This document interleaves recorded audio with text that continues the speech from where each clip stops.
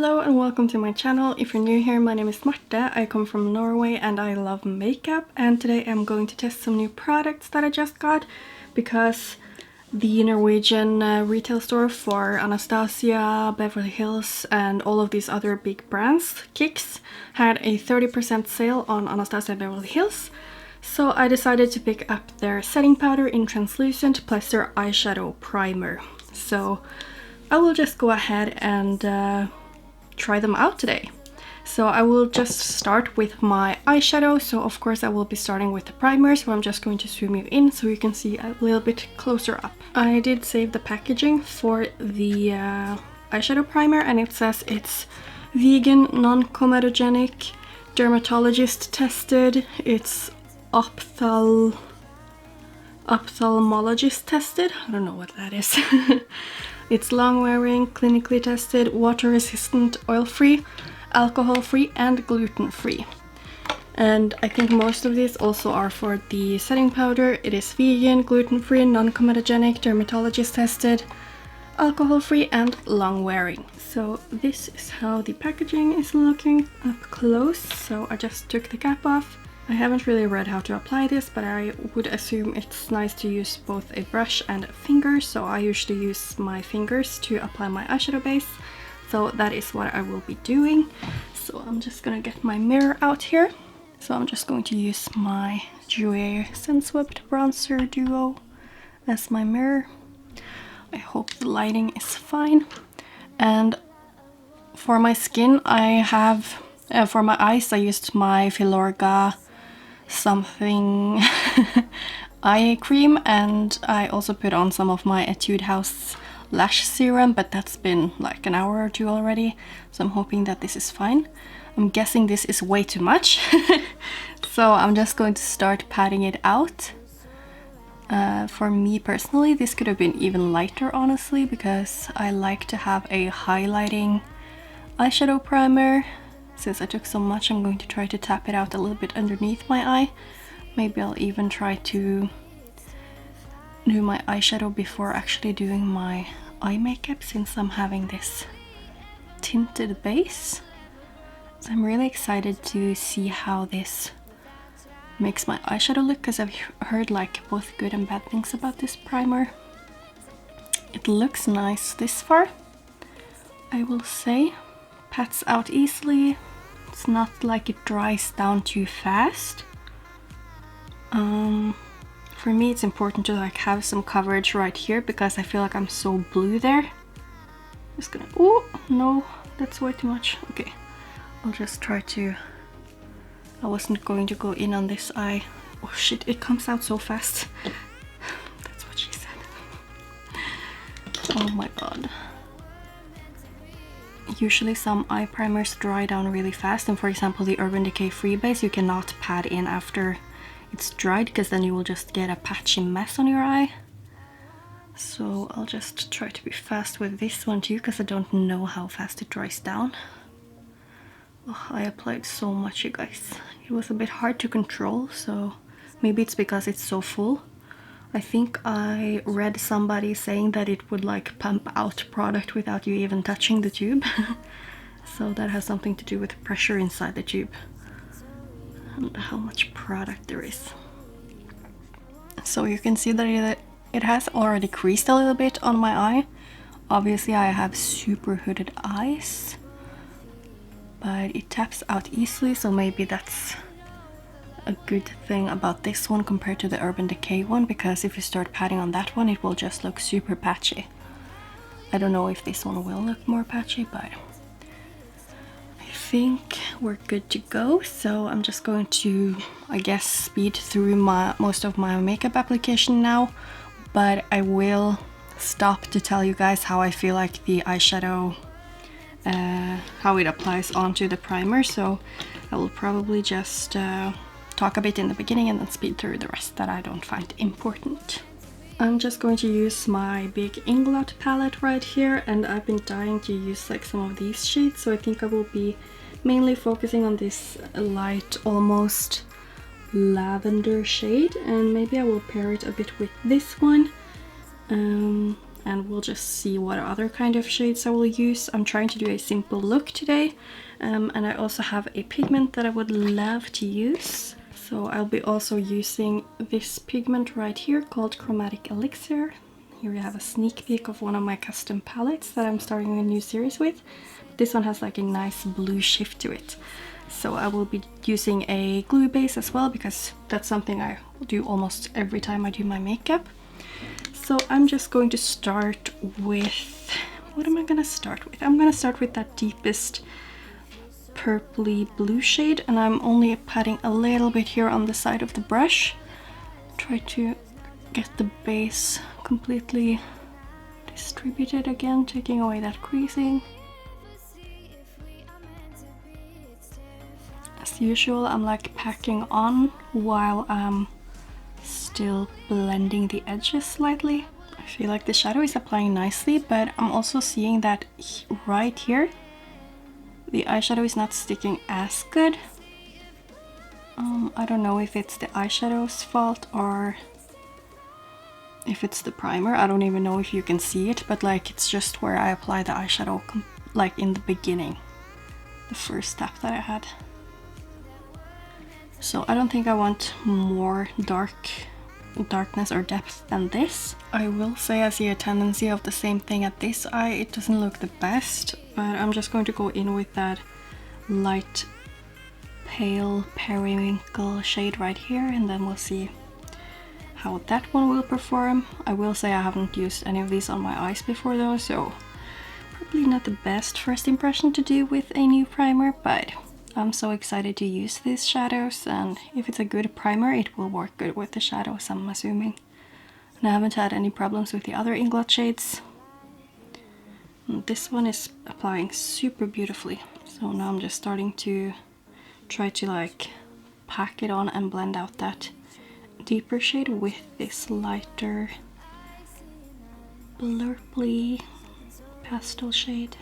So I definitely think that this shadow applied so beautifully, and it seemed to be blending nicely on the eyeshadow base and with that other shade. So I'm still just skeptical about this, but I'm just going to pack this also on the lid right here, so we have a small base for that lighter pigment that I will be going in with. I'll probably also just take a little bit of that deeper shade right here, just to have a nice gradient between the two, even though I'm going to cover them up. I'll just see if packing it on helps. So I feel like we're almost the same on both sides, and honestly I really like this.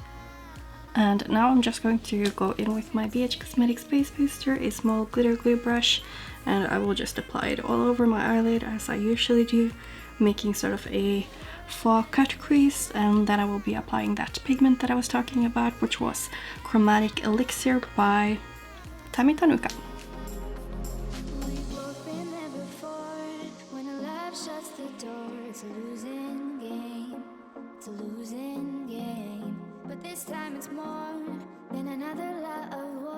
Just taking the tiniest amount of that deeper blue, and I'll just be placing that here, and as usual I'll be like elongating my lower lash line because I want to like hide the little fold that I have under there. So I'll just be working on the blending on this one, and I'll use the lighter blue. So I do still think I have enough of the eyeshadow base here, so hopefully it will be fine.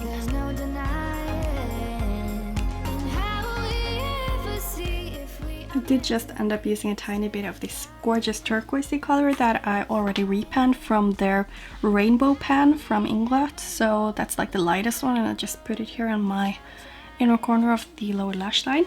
Now I'm just going to do my skin makeup, and I'll be using my, sorry it's so nasty, but the Ordinary High Adherence Silicone Primer. I'm gonna try not to use so much because sometimes I use a bit too much, so I'm only taking this amount for my whole face, and I'll just disperse that all over. And I'll be using, what kind of foundation do I want to use to test this? I think I will just use the Tinted Moisturizer by Colourpop.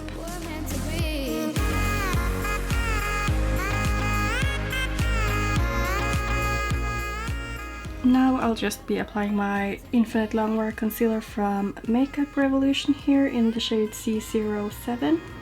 I don't know if you can even see. So I'm not going to apply too much. This is quite thick.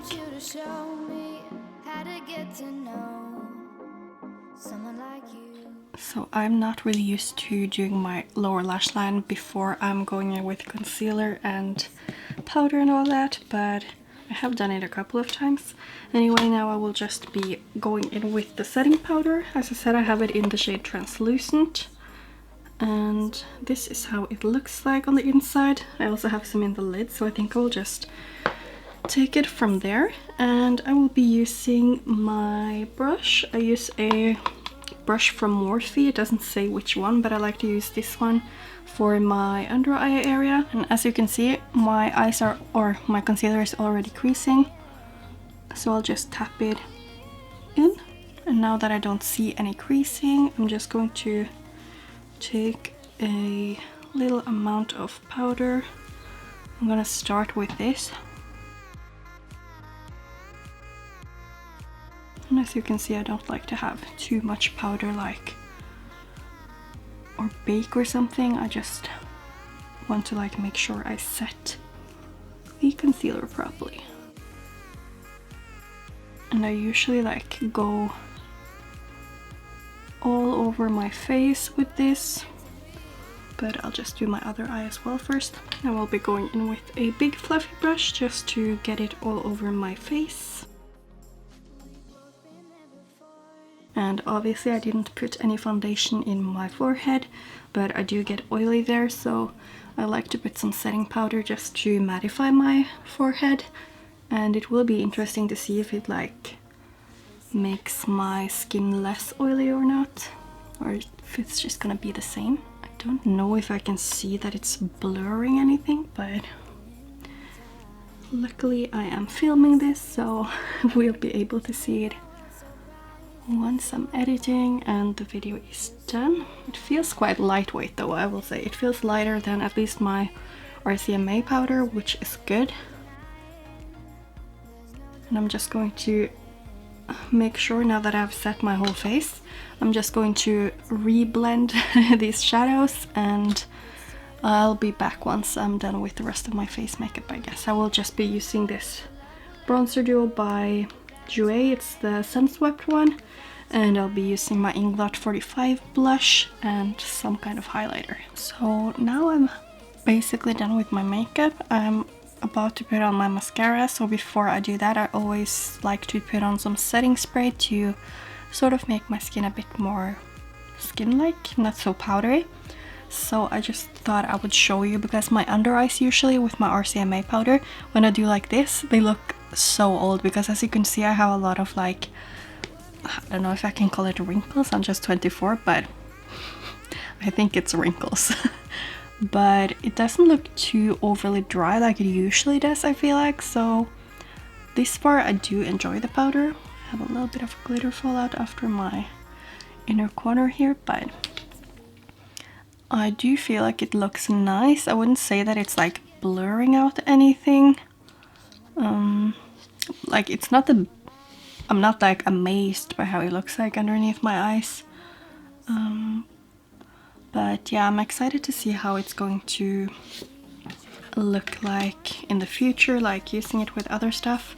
And now I'm just going to use my MAC Fix Plus setting spray with coconut scent, and I like to do that just before I put on my mascara, just so I won't have any smudging from my mascara.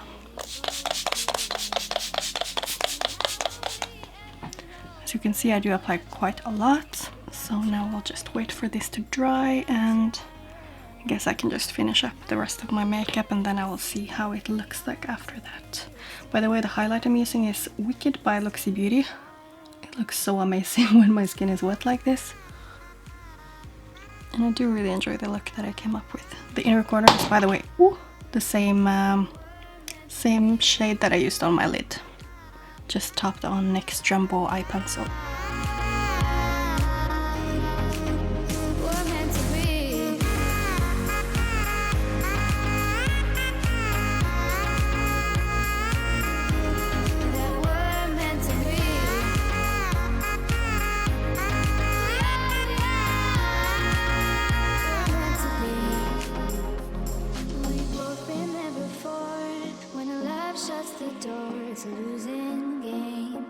It's a losing game, but this time it's more. So now I just showed you a little bit close-up of my finished look, and when it comes to the powder, I feel like it's a little less drying than the RCMA. Maybe it's just a bit thinner, I guess. It looks quite good, honestly. Does definitely not look bad. What's most important for me is honestly just the fact that it does not darken up my concealer, but also of course that it doesn't make it look thicker or more cakey than it would do without. And I do like the finish of it, and I don't think there's actually a lot more I can say than that. I will definitely need to try it out more, because it's like you can't just use it once and be like, oh, I love it. Like, you can love it, but you definitely have to try it out more to be able to actually say if it's a great product or not, because you have to use it like in different settings. And yeah, but yeah, I guess that's it for this video. My first impression is basically that I like both products. I don't have any problems with either of them right now. For the eyeshadow base, I cannot like say that this is better than the others that I have. I will have to try it more and see what I prefer. I will definitely do a video in the future once I've tried out all of them and gotten like been able to make up an opinion on all of them. Then I will definitely do a video on like comparing the bases, but also I'm still waiting for 3 setting powders from YesStyle that I've been waiting for almost like 3 months now. And I definitely want to do a setting powder video too, because I've been struggling so hard to find like a setting powder that works for me. So I think that would be very helpful both for me and for you, of course, to be able to see the difference of the powders, comparing them, and also with the eyeshadow bases. And please leave me a comment down below if you have any favorites of yours. Me, by the way, I have combination skin, so I get really oily like in my T-zone, but usually on the sides of my face I don't have any problems. And obviously I don't have many breakouts or something. I might have a couple here and there, but nothing like major. And I do get very oily in my forehead, of course, because it's part of my T-zone. But yeah, just leave me a comment down below what your experiences are with any kinds of setting powders and eyeshadow primers, honestly, because I'm really interested in hearing that, because I'm really on the lookout for the perfect ones right now. But yeah, I hope that somehow this video might have been helpful for you. Personally, I don't think that there's that much to get out from a first impression, unless it's like a miraculous product or if it's like super bad. But I will definitely be trying out this more, and I'm excited to see how I feel about them. So thank you so much for watching, and hopefully I will see you in my next video. Bye!